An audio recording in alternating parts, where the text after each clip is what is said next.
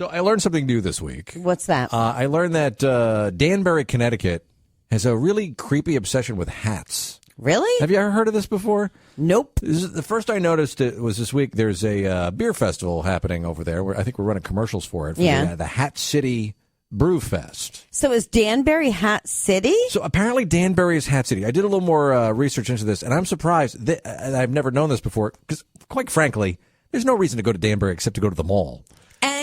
And Trader Joe's. Okay, well, I haven't been to the Trader Joe's over there. But, I get off 84, I go to the mall, and I come back. I haven't really been in Danbury. But if you've ever been to Danbury, you're bombarded with hats.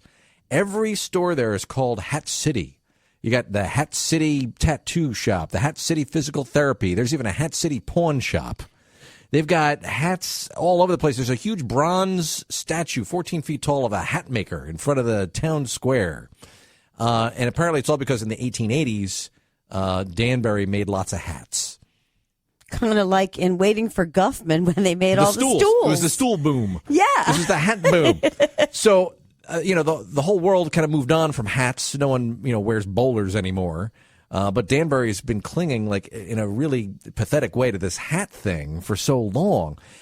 What makes it even sadder is that Beacon, New York was just as big, if not bigger, of a hat city than Danbury.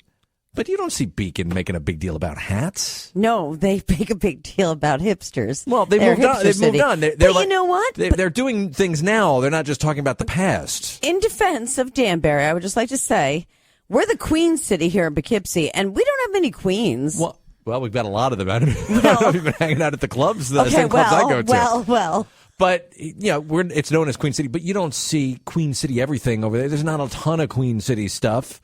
We don't really capitalize it. The basketball team for the high school is called the Hatters. They've got a hockey team that they're called the Hat Trick. I mean, everything is hats in Danbury. They really embrace their hats. It's all they have. It's really sad. So I wrote a little article about it up at WPDH.com, and it wouldn't be so sad if, Beacon didn't have just as big of a hat history, but they're like, we've moved on. We do things now. Like, we're in the present. Like, who cares about the hats? I think Beacon tried to do like a hat parade like a few years back, and then they realized that this is sad. We don't want to be like Danbury. Wow. They didn't do it. Wow.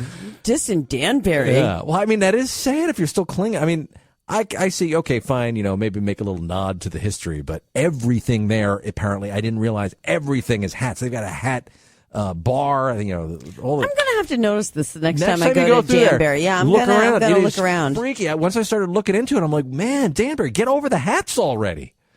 They got some weird, creepy obsession with it. Well, winter's coming. They're going to fit right in, so. I guess so. Good for you, Danbury. Anyway, if you want to hear about it more, you can go to our website, WPDH.com, or check out the WPDH app.